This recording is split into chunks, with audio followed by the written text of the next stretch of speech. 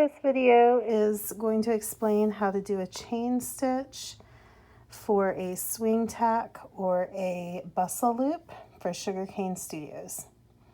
So I have taken a piece of silamide thread, which is a waxed thread that we use for hand stitching. Because it's waxed, it's a little bit stronger, and it also is less likely to knot because of the wax. We use this for a good deal of all of our hand stitching, closures in particular, bustle loops and swing tacks, and also sewing on lace. We often use this. It comes in lots of colors. So I have a needle threaded with 2 threads and is knotted on the end.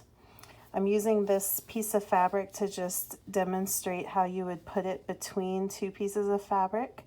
Normally you would have a swing tack between layers on a skirt, between the linings or between the lining and the outside. So you're first just going to take a little piece of thread to anchor your swing tack like this.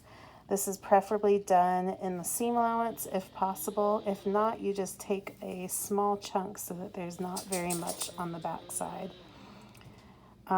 Go through a second time, but instead of pulling all the way through, you're going to grab with your left hand. I'm right-handed, so this is how I do it. You may have to adapt if you're left-handed.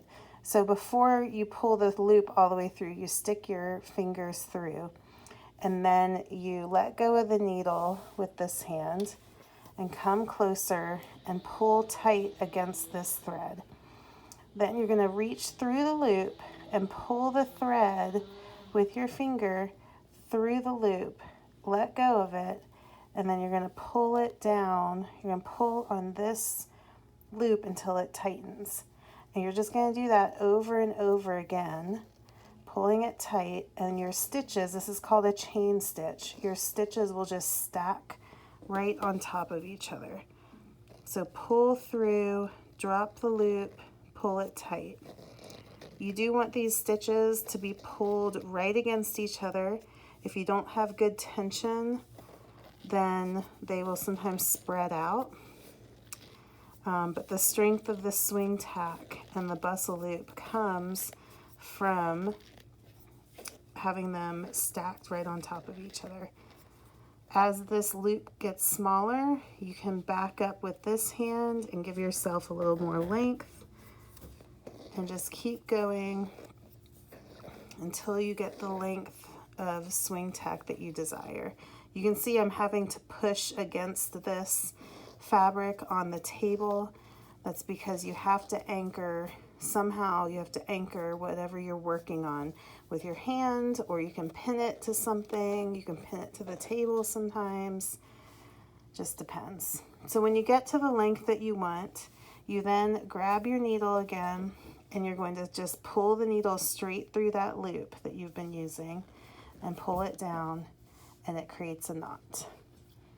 Then you're going to find the place on the other side that you want the loop. You're going to take it through.